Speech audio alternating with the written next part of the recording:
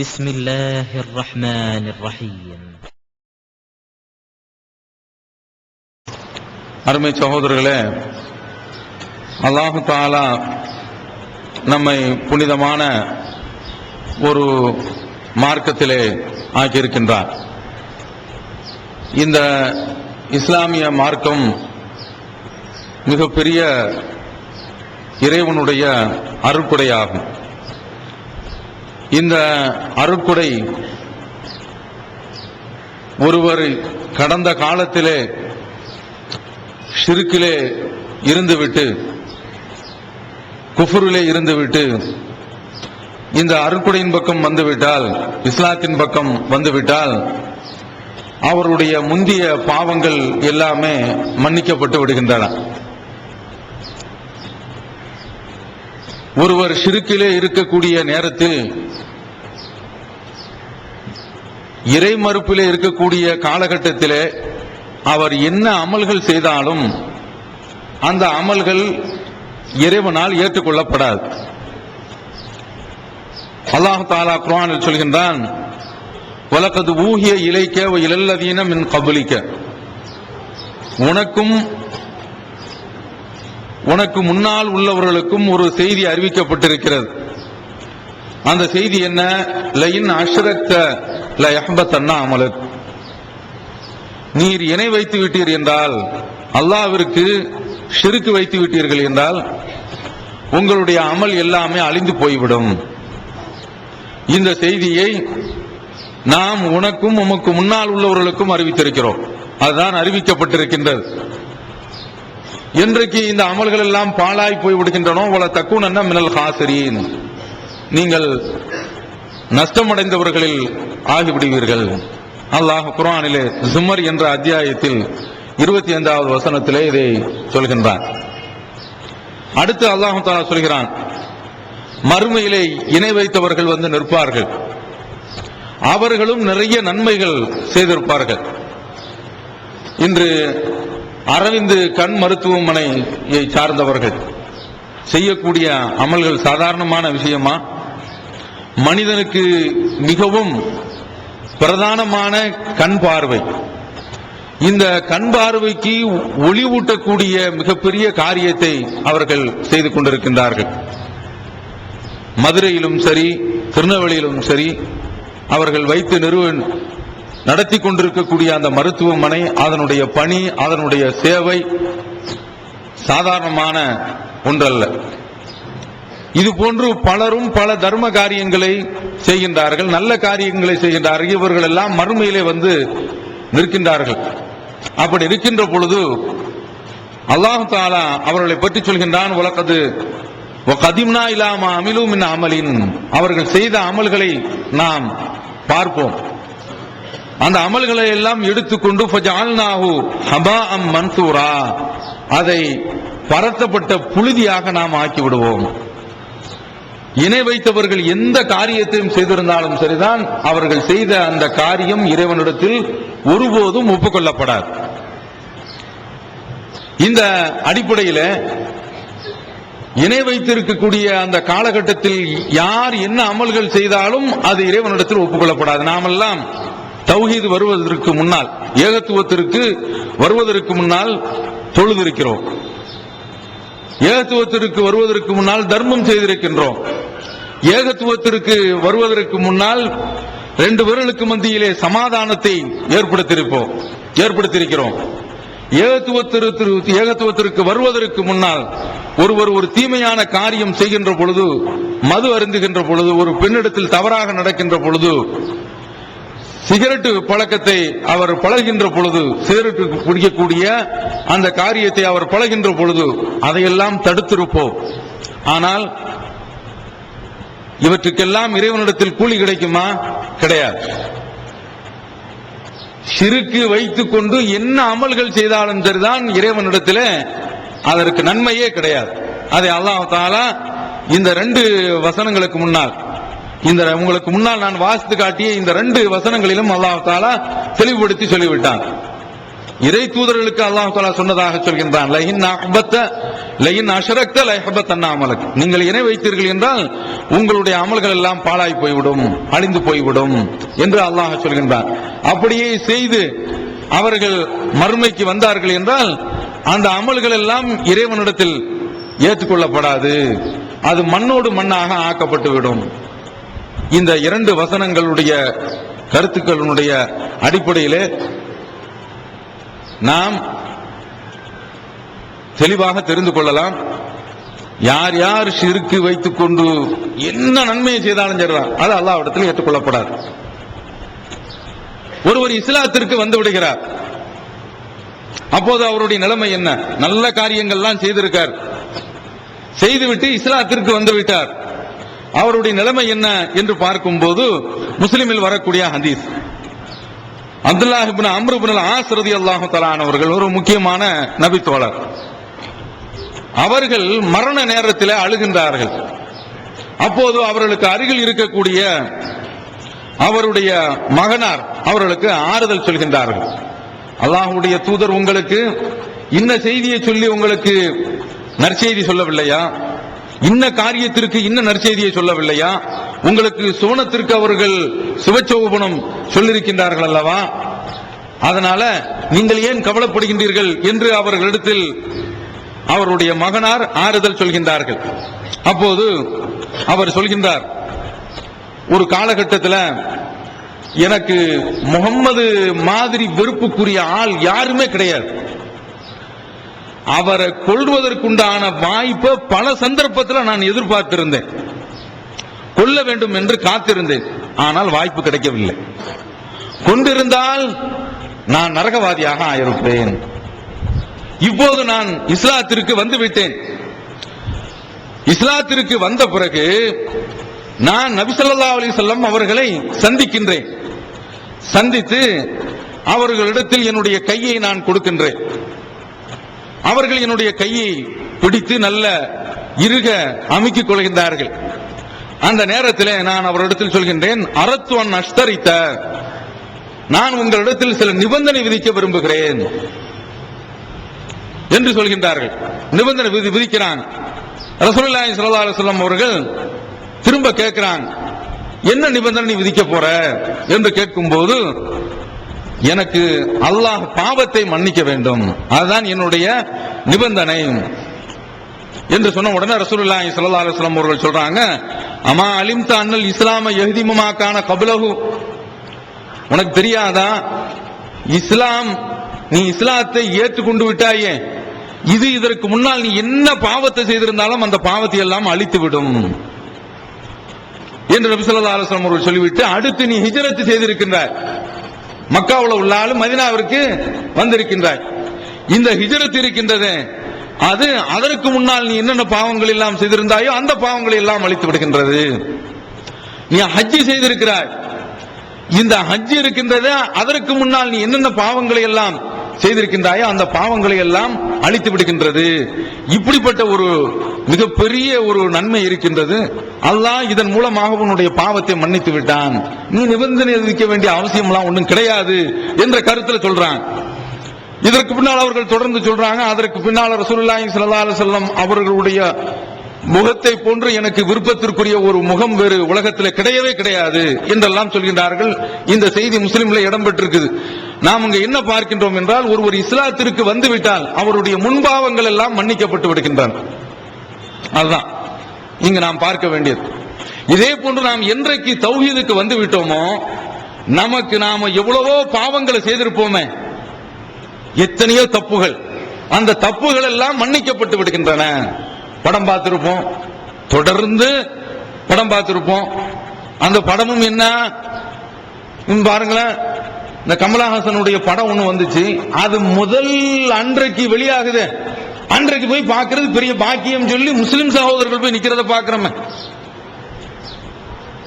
இந்துல ஒரு ஆளு பேட்டி கொடுக்கிறாரு, நான் அவருடைய படத்தை பார்ப்பதற்காக வேண்டி அப்படி காத்திருந்தேன், வரிசையில் இப்படி இந்த டிக்கெட்டுக்காக வேண்டி இப்படி முன்பதிவு செய்திருந்தேன், அப்படி முன்பதிவு செய்திருந்தேன், பேரு முஸ்லிம்.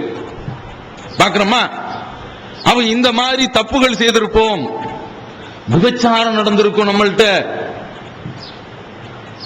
அதற்கு அடுத்து சிகரெட் குடிச்சிருப்போம், தண்ணி அடிச்சிருப்போம், என்னென்ன பாவங்கள் எல்லாம் நாம் செய்திருந்தோமோ அந்த பாவங்கள் எல்லாம் என்றைக்கு நாம் தௌஹீதுக்கு வந்து விட்டோமோ மன்னிக்கப்பட்டு விடுகின்றான். அல்லாஹ் அந்த பாவத்தை மன்னித்து விடுகின்றான். எல்லாவற்றிற்கும் மிகப்பெரிய பாவம் என்ன? தர்காவுக்கு போறது. அல்லாஹ்விற்கு இணை வைக்கக்கூடிய காரியம் அல்லவா? அந்த காரியத்தை செய்திருக்கிறோம், மௌலூத ஓதி இருக்கோம். இதெல்லாம் இறைவனிடத்தில் மன்னிக்க முடியாத மிகப்பெரிய ஒரு பாவம். என்றைக்கு இஸ்லாத்து வந்து விட்டோமோ இந்த பாவங்கள் எல்லாம் நமக்கு மன்னிக்கப்பட்டு விடுகின்றன. இதை நபி ஸல்லல்லாஹு அலைஹி வஸல்லம் அவர்கள் இந்த ஹதீஸின் மூலமாக குறிப்பிடுகின்றார்கள். இதுல ரொம்ப ஒரு முக்கியமான விஷயம் என்னவென்றால், நாம ஏற்கனவே பாவங்கள் செய்திருந்தோம் என்றால் அது அந்த பாவங்கள் மன்னிக்கப்பட்டு விடுகின்றன. அறியாம காலத்துல நன்மை செய்திருந்தோம், நாம இஸ்லாத்திற்கு வந்ததற்கு பின்னால அறியாமை காலத்துல நம்ம செய்தோமே அந்த நன்மை இப்போது கிடைக்குமா? அறியாம காலத்துல, அறியாமை காலம் என்றால் நமக்கு அறியாமை காலம், நாம தௌஹீதுக்கு வருவதற்கு முன்னால் ஷிர்க்ல இருந்திருக்கோம். ஷிர்க்ல இருந்து கொண்டு மௌலூது ஓதி இருக்கோம், படம் பார்த்து இருக்கோம், தண்ணி அடிச்சிருக்கோம். அதனால நீங்க தண்ணி அடிச்சீங்களான்னு கேட்டுறாரு, அந்த பாவத்தெல்லாம் செய்யல. ஒரு உதாரணத்திற்காக சொல்கின்றேன். இந்த மாதிரி தப்புகள் எல்லாம் நாம செய்திருக்கிறோம். தௌஹீதுக்கு வந்த பிறகு நாம ஏற்கனவே அப்படி இருக்கக்கூடிய காலகட்டத்தில் நல்ல அமல்களும் செய்திருப்போம், இல்ல தர்மங்கள் செய்திருப்போம், எத்தனையோ நல்ல காரியங்களை சமாதான முயற்சி செய்திருப்போம், நல்ல சங்கங்களை வைத்திருப்போம். அப்படியெல்லாம் இருந்தோமே அந்த நன்மைகள் நாம தௌஹீதுக்கு வந்த பிறகு கிடைக்குமா என்று பார்த்தால் இஸ்லாத்தினுடைய பாக்கியம் அதுதான். தீமைகள்லாம் அழிக்கப்பட்டு போயிடும்.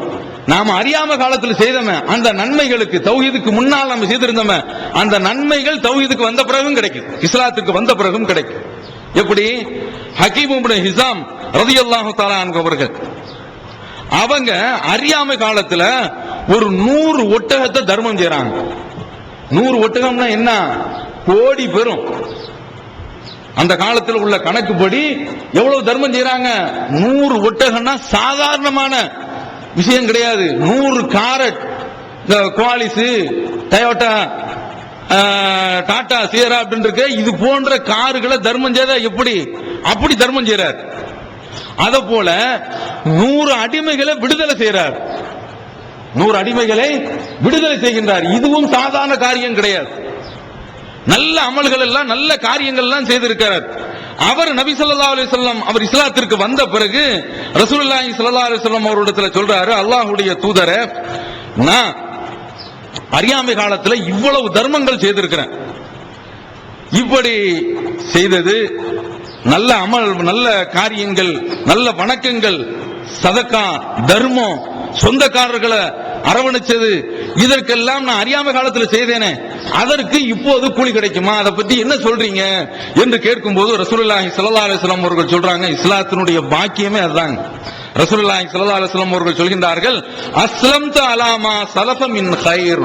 நீ இஸ்லாத்திற்கு வந்திருக்கீங்கல்ல, உன்னுடைய பாவங்கள்லாம் அழிக்கப்பட்டு போச்சு, ஆனா கடந்த காலத்தில் உள்ள நன்மைகள்லாம் உனக்கு இப்போதும் கிடைக்கிறது.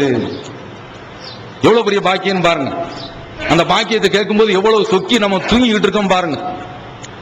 இஸ்லாத்துல நாம இணைந்தவுடன், தௌஹீதுல வந்த உடனே கடந்த காலத்தில் உள்ள பாவங்கள் மன்னிக்கப்படுகின்றன. அது ஒரு விஷயம், அது ஒரு அருட்கொட. கடந்த காலத்தில் நம்ம செய்திருக்கிறோமே நல்ல அமல்கள், இந்த நல்ல அமல்களுடைய கூலி எல்லாம் இப்போது கிடைக்கின்றது. இப்போது அந்த ஹக்கீம் இப்னு ஹிஸாம் அவர் சொல்றாரு, அல்லாஹ்வுடைய தூதரே, நான் அறியாம காலத்தில் செய்த மாதிரியான தர்மத்தை இப்போதும் செய்ய போகின்றேன் என்று சொல்லி 100 ஒட்டகத்தை தர்மம் கொடுக்கிறாரு, 100 பேரை விடுதலையும் செய்யறாரு. இஸ்லாத்திற்கு முந்தி அவர் என்னென்ன காரியங்களை, நல்ல காரியங்களை செய்தாரோ அந்த காரியங்களை இஸ்லாத்திற்கு பின்னாலும் செய்கின்றார். இங்கதான் நாம உணரணும். பல பேர்கள் நாம தௌஹீதுக்கு வந்துட்டோம், எத்தனை தடவை நாகூருக்கு போயிருப்போம், எத்தனை தடவை பொட்டல் புதருக்கு போயிருப்போம், எத்தனை தடவை வீட்டுல மௌலூது ஓதி இருப்போம். ஒரு மௌலூதா? ரபியுல் அவ்வல் மௌலூது, ரபியுல் ஆகிர் மௌலூது, அதுக்கடுத்து ஜமாதுல் அவ்வல்ல ஒரு மௌலூது, ஜமாதுல் ஆகிர் மௌலூது, இப்ப காஜா நாயகம் மௌலூது வந்துருச்சு.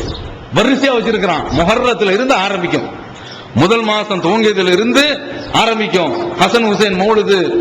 அதற்கடுத்து முஹர்ரத்துக்கு அடுத்து ரபியுல் அவ்வல் வருதா, அந்த ரபியுல் அவ்வல்ல ஒரு மௌலூது, ரபியுல் ஆகிர்ல, ரபியுல் அவ்வல்ல ரசூலுல்லாஹ்வுக்கு மௌலூது, எல்லாத்துக்கும் சீஃப் அவங்க வழங்கி வச்சிருக்காங்கல்ல அவங்களுக்கு மௌலூது, ரபியுல் ஆகிர்ல முஹிதீன் அப்துல் காதிர் ஜீலானிக்கு மௌலிது. வெளிவந்து விட்டது இஸ்லாம் கூறும் குடும்பவியல் ரமலான் மாதம் தொடர் சொற்பொழிவு 5 டிவிடிகளாக விலை ரூபாய் 150 மட்டுமே. கூரியர் செலவு தனி. கிடைக்கும் இடம் TNTJ வீடியோ விஷன் நம்பர் 30 அரமனைக்காரன் தெரு, மண்ணடி, சென்னை 1. இப்போது விற்பனையில் இஸ்லாம் கூறும் பொருளியல் சகோதரர் பிஜே அவர்கள் உரையாற்றிய பொருளாதாரம் சம்பந்தமான 27 மணி நேர தொடர் சொற்பொழிவு. என்ன வியாபாரம் செய்யலாம், பங்குச் சந்தையில் ஈடுபடலாமா, இன்சூரன்ஸ் செய்யலாமா, MLM வியாபாரத்தில் ஈடுபடலாமா, குத்தகை, பங்கு வணிகம் மற்றும் வியாபாரம் தொடர்பான அனைத்து சந்தேகங்களுக்கும் குர்ஆன் ஹதீஸ் அடிப்படையில் தெளிவான விளக்கங்கள் 3 டிவிடிகளாக விலை ரூபாய் 75 மட்டுமே. கிடைக்கும் இடம் TNTJ வீடியோ விஷன் நம்பர் 30 அரண்மனைக்காரன் தெரு, மண்ணடி, சென்னை 1. ஜமாத்துல் அவ்வல்ல நாகூர் எஜமானர் அவருக்குடைய மௌலிது ஷாவுல் மீதுக்கு பேர் என்ன வச்சிருக்கான், எஜமானர் வச்சிருக்கான். அவருக்கு மௌலிது. இப்போ காஜா மொயினுத்தீன் மௌலிது. இதற்கெல்லாம் எவ்வளவு செலவு செய்திருப்போம். அந்த காரியங்கள் எல்லாம் இப்போது நாம தௌஹீதுக்கு வந்த பிறகு நின்று போயிருக்குது. அப்படி இருக்கக்கூடாது. அதற்கு தான் இன்றைக்கு இந்த தலைப்பு.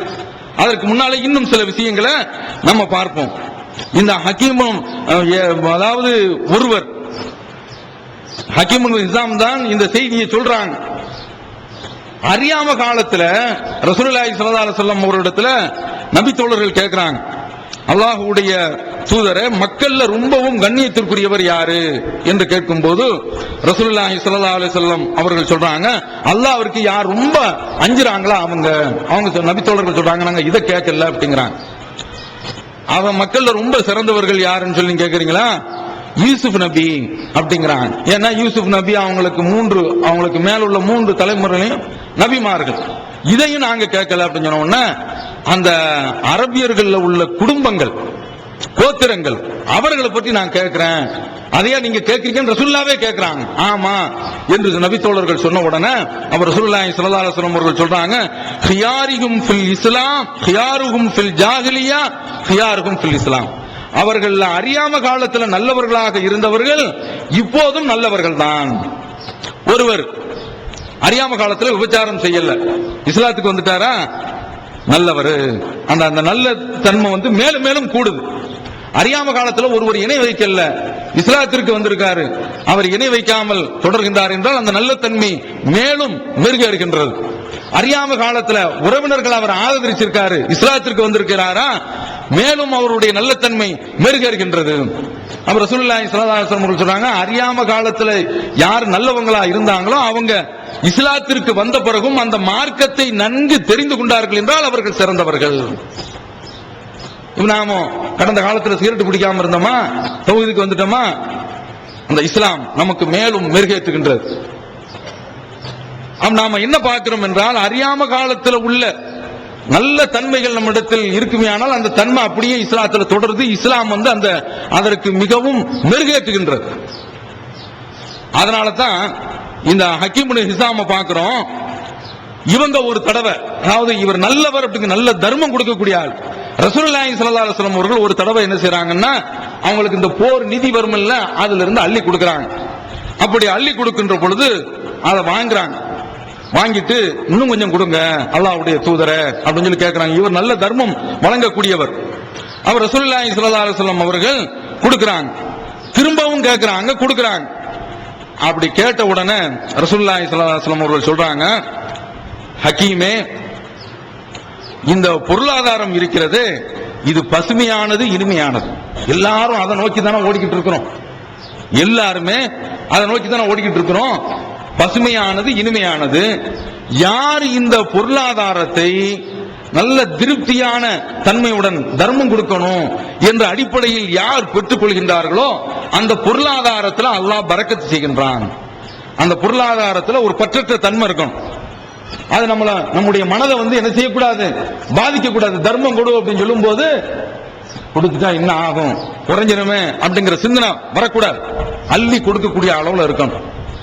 யார் அந்த பொருளாதாரத்தை பேராசையுடன் வாங்கிக் கொள்கின்றாரோ அவர் எப்படிப்பட்டவர் என்றால், சாப்பிட்டு விட்டு பசிக்குது பசிக்குதுன்னு சொல்றான அவனை போன்று வயரே நிரம்பாது, சாப்பிட்டுக்கிட்டே இருப்பான்.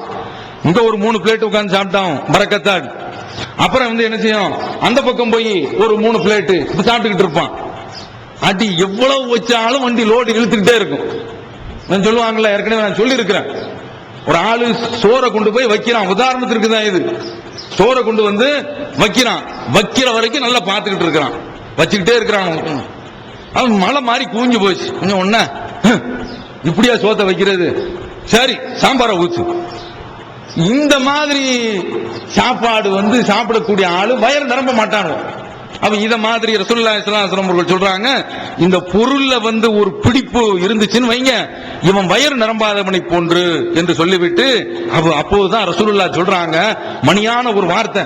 அவர்கள் சொல்லக்கூடிய வார்த்தைகள் எல்லாம் மணியானதா, அதுல சேர்த்து ஒண்ணு சொல்றாங்க, மேலே இருக்கக்கூடிய கைதான் கீழே இருக்கக்கூடிய கையை விட சிறந்தது.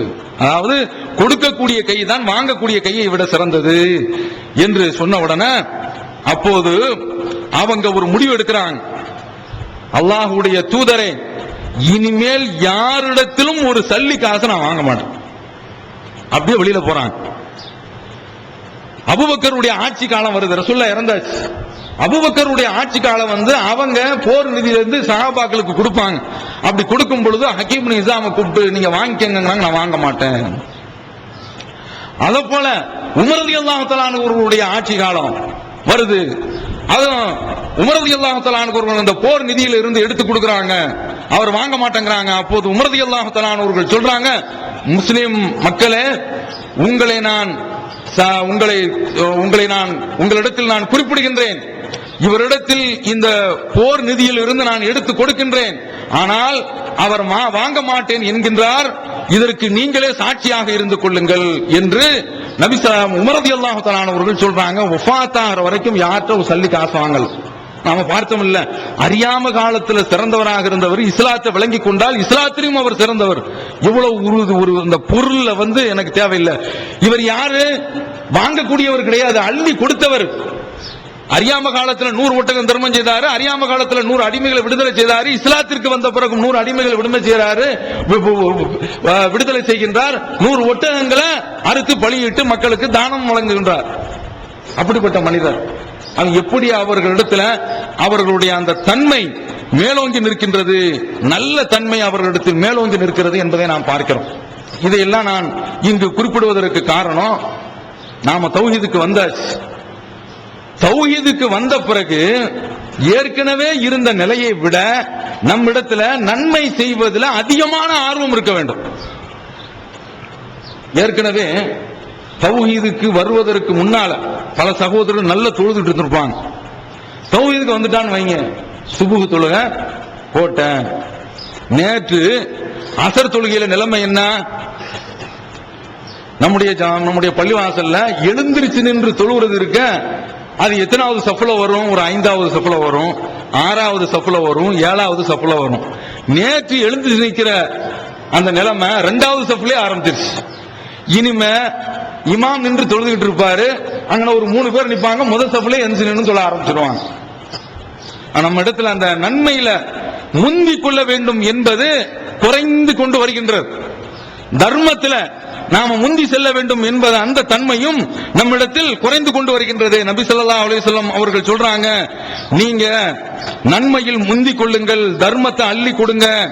யார் சொல்றா? நபி ஸல்லல்லாஹு அலைஹி வஸல்லம் அவர்கள் சொல்றாங்க, நீங்கள் தர்மத்தை அள்ளி கொடுங்கள். ஏனென்றால் 6 விஷயம் வருவதற்கு முன்னால தர்மத்தை அள்ளி கொடுத்தாக வேண்டும். நபி ஸல்லல்லாஹு அலைஹி வஸல்லம் அவர்கள் சொல்றாங்க, சூரியன் மேற்கிலிருந்து உதிப்பதற்கு முன்னால், அதாவது கியாமத் நாள் வந்துரும். அதை போன்று நபி ஸல்லல்லாஹு அலைஹி வஸல்லம் அவர்கள் சொல்றாங்க, புகை வருவதற்கு முன்னால், இதெல்லாம் கியாமத் நாளுடைய அடையாளம். தஜ்ஜால் வருவதற்கு முன்னால், தாம்பத் பெரிய ஒரு மிருகம் ஒன்று வருவதற்கு முன்னால், அல்லது உங்களுக்கு மரணம் வருவதற்கு முன்னால், அல்லது உலகமே அழியறதுக்குண்டான மொத்த நாள், அழியக்கூடிய அந்த நாள், மொத்தமாக அழியக்கூடிய அந்த நாள் வருவதற்கு முன்னால் நீங்க தர்மத்தில் முந்திக்கங்க. அப்போது அந்த நேரத்தில் இருந்துகிட்டு நான் தர்மம் செய்கின்றேன் என்று சொன்னால் அது பிரயோஜனப்படாது என்று நபி ஸல்லல்லாஹு அலைஹி வஸல்லம் அவர்கள் கூறுவதை நாம முஸ்லிம்ல பார்க்கிறோம்.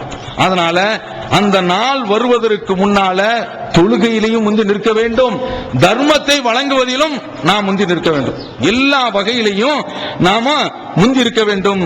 அல்லாஹ் தஆலா குர்ஆன்ல சொல்லும்போது, சாரிவு இலா மக்ஃபிரத்தின் மிர் ரப்பிக்கும் வ ஜன்னா, நீங்கள் அல்லாஹ்வுடைய மன்னிப்பின் பக்கமும் சுவனத்தின் பக்கமும் விரைந்து செல்லுங்கள். ஏனென்றால் பொதுவாக நமக்கு இந்த நன்மையான காரியங்கள் என்று வருகின்ற பொழுது அதுல நமக்கு ஒரு ஸ்லோனஸ், ரொம்பவும் மந்தத்தன்மை ஏற்படும். அப்படியே மெதுவாக தான் அந்த நன்மை என்று வருகின்ற பொழுது முந்தி வரமாட்டோம். அது நம்மளை ஷைத்தான் வந்து நம்மளை தாமதப்படுத்திக் கொண்டே இருப்பான். அப்படி நாம இது போன்ற இந்த நன்மையான காரியங்கள்ல ஒருபோதும் தாமதிக்க கூடாது. அதுல வந்து வேகத்தை காட்டணும்.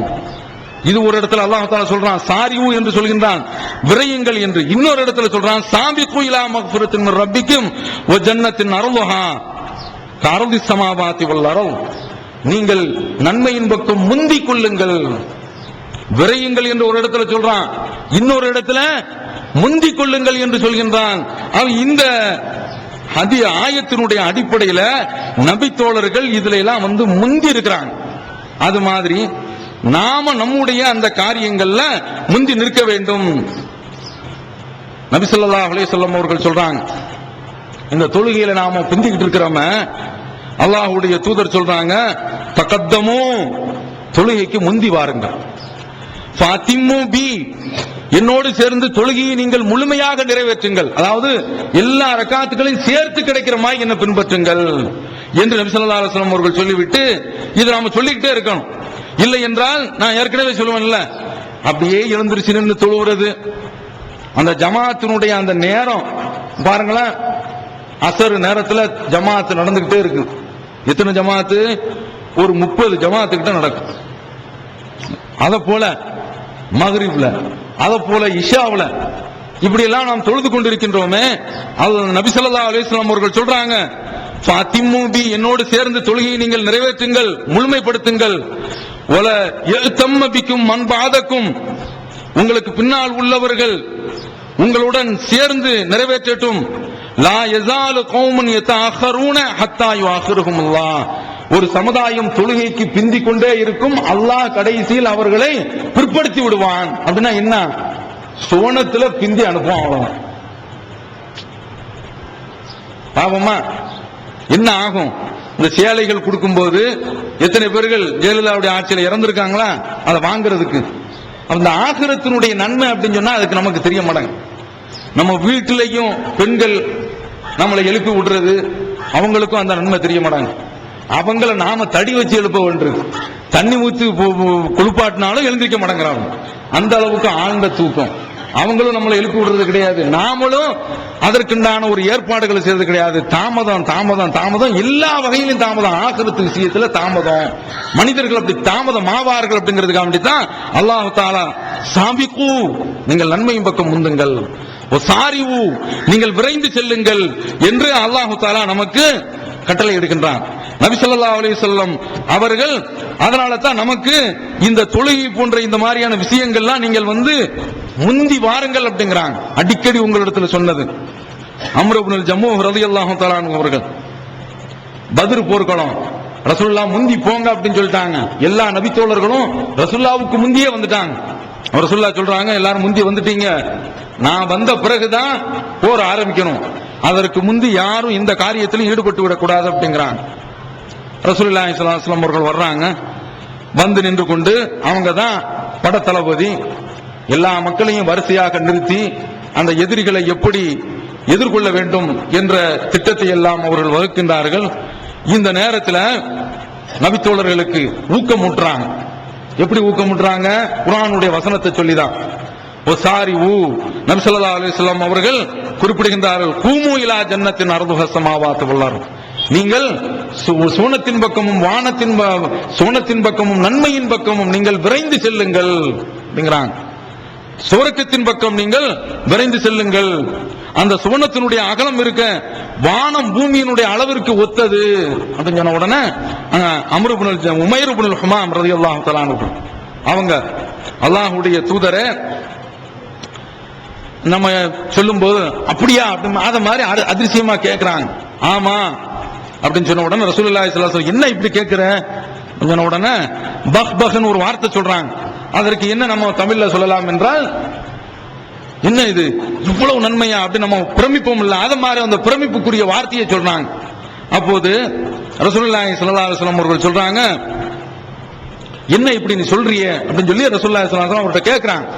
அப்போது அவர்கள் சொல்றாங்க, அல்லாஹ்வுடைய தூதரே, அந்த உமைர் இப்னு ஹுமாம் ரலியல்லாஹு தஆலா அவர்கள் சொல்றாங்க, நான் அந்த சோனத்தில் உள்ளவர்களாக ஆக வேண்டும், அதற்கு தான் இப்படி நான் சப்பு கொட்டுறேன், அதற்காக வேண்டி தான் இவ்வளவு பெரிய ஒரு ஆச்சரியத்தை நான் வெளிப்படுத்துறேன் அப்படின்னு சொன்னோன்னா ரசூலுல்லாஹ் சொல்றாங்க, நீ அந்த ஆட்கள்ல உள்ள ஆளுதான் அப்படின்னு முன்னறிவிப்பு செய்றாங்க.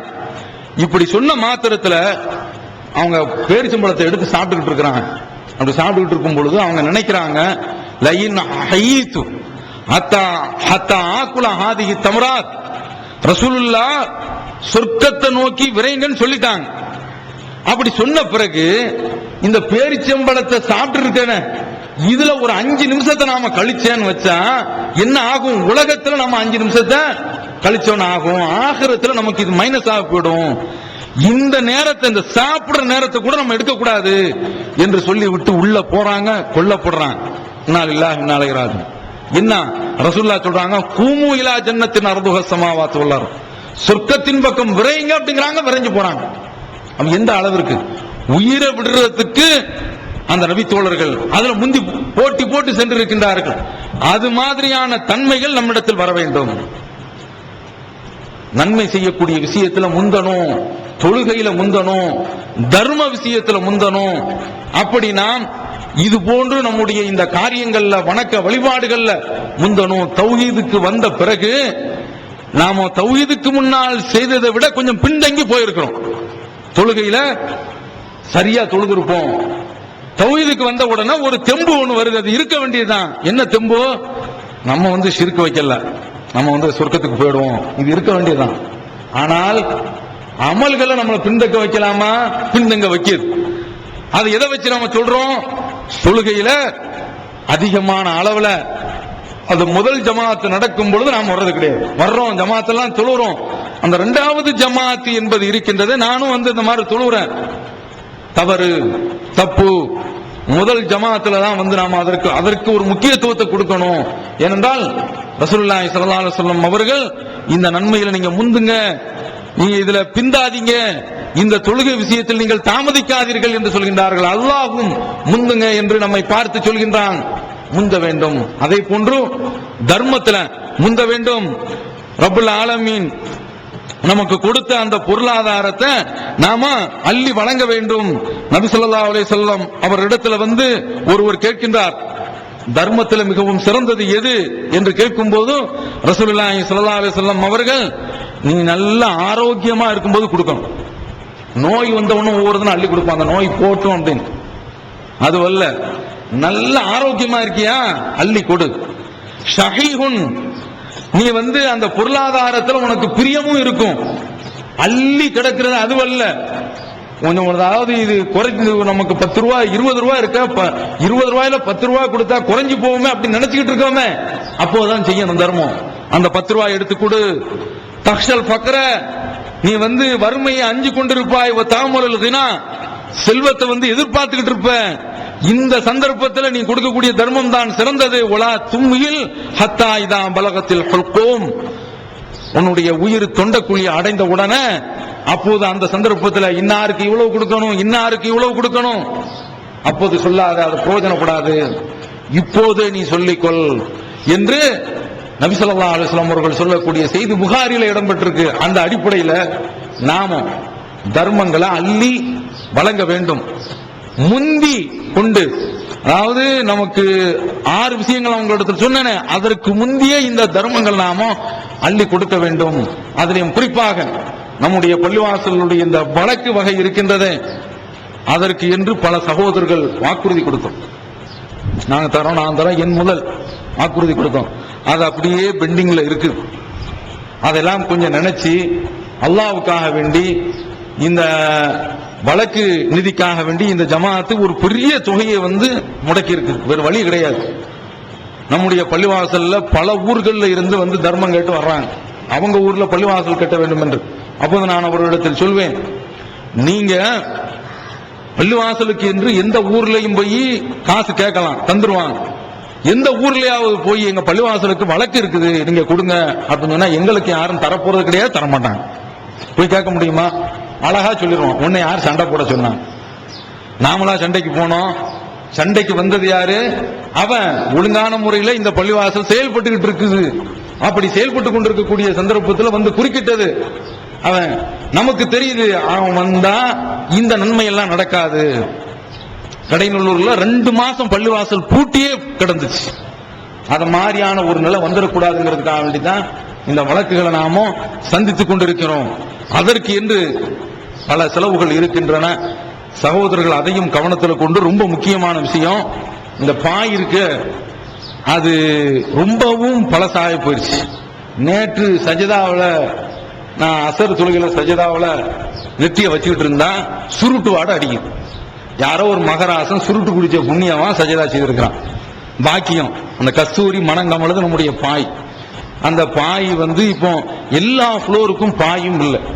இதனால இந்த நேரத்தில் உங்களிடத்துல ஒரு வேண்டுகோள், இந்த நன்மைகள் நான் தௌஹீதுக்கு வருவதற்கு முன்னால பல மக்கள், அதாவது இன்றைக்கு கிளியனூர், நீடூர், இந்த மதரசாக்கள் எல்லாம் அதனுடைய சொத்துக்கள் எல்லாம் பேட்டை உட்பட நீங்கள் எடுத்துக்கொண்டீர்கள் என்றால் ஏக்கர் கணக்கில் முஸ்லிம்கள் சொத்து எழுதி வச்சாங்க. இப்போது அந்த நன்மையெல்லாம் அறியாம காலத்தில் அப்படி செய்தாங்கல்ல, இப்ப அவங்க எல்லாம் தௌஹீதுக்கு வரல. இதே நிலையில நாமளும் இருந்திருந்தால், நம்மள யாரும் பெரிய அளவுல செல்வந்தர்கள் இல்ல, இருந்தாலும் அறியாம காலத்தில் நம்ம செலவு செய்திருப்போமே, அதை விட ரெட்டிப்பு நாம இப்ப செலவு செய்யணும் அல்லாஹ்வுக்காக வேண்டி. அந்த அளவிற்கு இந்த பள்ளிவாசல் வந்து இப்ப என்னன்னா, அதாவது ஒரே அடியாக மார்பிள் அப்படின்னு சொல்றாங்களே, இது அலங்காரத்திற்கு நம்ம போடுறது தப்பு. ஆனா இந்த பாயினுடைய செலவுகள் ஒவ்வொரு தடவையும் 50,000 ரூபாய் கிட்ட செலவாகும் பாய்க்கு மட்டும். இப்படி இந்த கணக்கை நீங்கள் போட்டு பார்த்தீர்கள்னா, அதை மொத்தமா அதை மார்பிளாக போட்டு விட்டோம் என்றால் அந்த செலவு மிச்சம்.